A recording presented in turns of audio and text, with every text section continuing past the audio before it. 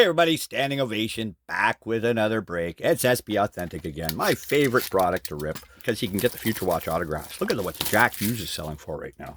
Man, like 10 grand for an inscribed Future Watch. Wow. And the McDavid, like, yeah, who knows? I'm not expecting any big hit like that, but you never know. I have never ever pulled an inscribed Future Watch, and maybe that's what's compelling me to do this. I have a hunch. I have a feeling I'm going to hit one. Well, I mean, yeah, if you open enough packs, eventually you will hit one. But and I must say, I've opened a lot of this stuff lately, but it hasn't happened. It hasn't happened any year, actually. Maybe this will be the first time. If you haven't seen my videos before, thanks for stopping by. I break sports cards on this channel, mostly hockey. It's my favorite thing.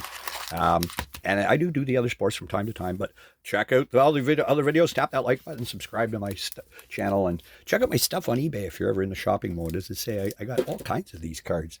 All kinds of them. And again, just a quick flash through the SBA that I've been ripping so far. I haven't listed a lot of the stuff I've posted. At least, again, that's not true. I've listed a lot of stuff, but I have not hit the pile of Young Guns or Future Watches yet. So I got a ton of stuff that I'm getting behind on at getting listing done. I just put some graded stuff up there. But as you see, I do all the sports. I got some UFC. I got some football and low end, high end.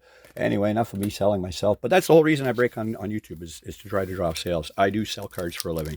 So some people ask me sometimes, who do you collect? To be honest, I don't collect a whole lot anymore. I did when I was a little. That's what got me into all this.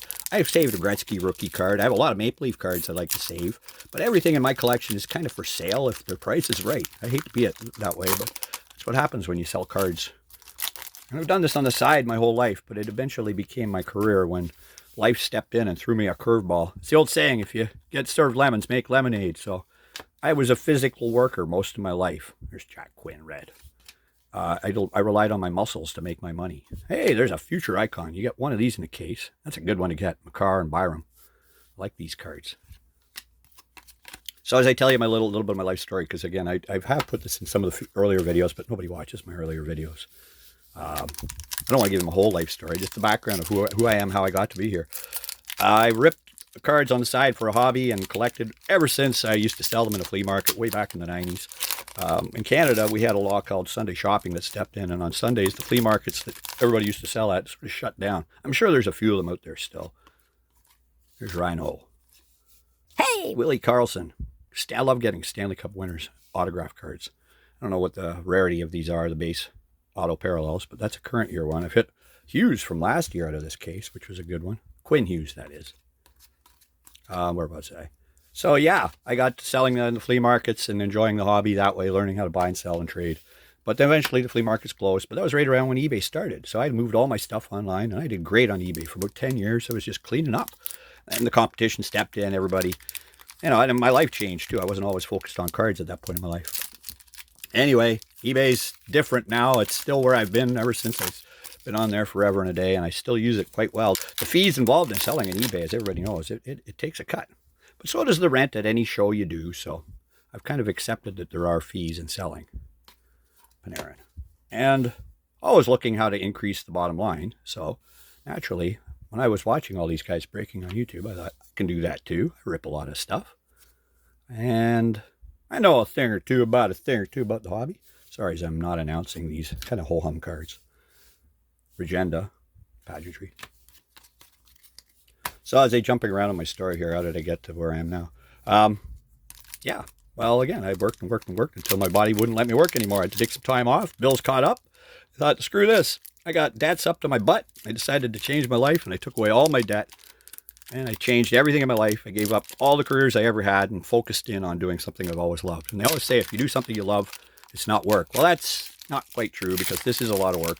As you can tell, I've invested quite a bit into this hobby, and there's a pressure to succeed. So anyway, let's not get too far beyond the content here. I love to rip, and I thought this way I can keep on ripping for a while and drive my sales. And I must say, I've been selling a lot of stuff on eBay. So thanks to everybody who has been supporting the channel and has been buying off me. But my goals are to move ahead forward and try to get my own website set up. I do have a website set up, standingovation.com, but I haven't been able to really tap into the knowledge that some people around me have that I really need to advance in this technical world that we live in. I want to market stuff properly online. I don't want you to come to some cheap-ass website and go, look at this.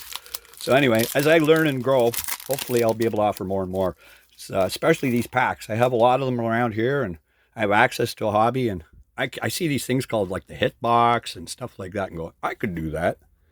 But, you know, I don't kid myself to think I'm just going to be the super success overnight. I'm learning, and I'm trying to do something on the side to enhance this breaking. One thing at a time, baby steps. In the meantime, I'll shut up and keep ripping here. And questions, like I say, always contact me below with questions at standingovation.com. I'll try to reply as quickly as I can. Okay, well, aside from this Willie autograph, hey, Jack Quinn, Spectrum, that would have been really popular weeks ago when this stuff came out. Yeah, he's one of the, actually, I don't know, that's the last one to get before the, I think it's S84 and above are really the tier 3s, so maybe Quinn isn't as sought after. But still, it's Jack Quinn. I like the old school Buffalo too. So anyway, I decided, as I say, to make this venture. I drove out west. I was in Ontario for most of my life, southern Ontario. And I live on Vancouver Island where I had family. I have family in Vancouver, and I'm originally from Vancouver, so it seemed like it was time to come back to the west. The west was calling. And I'm enjoying my time out here, but it's a very expensive place to live. Holy cow. Everything's expensive these days, so I don't know how long I'll last. Hopefully, forever. That's what we all say. But I got to make more success to make this go and go and go and go. And there's so many guys doing what I do, so.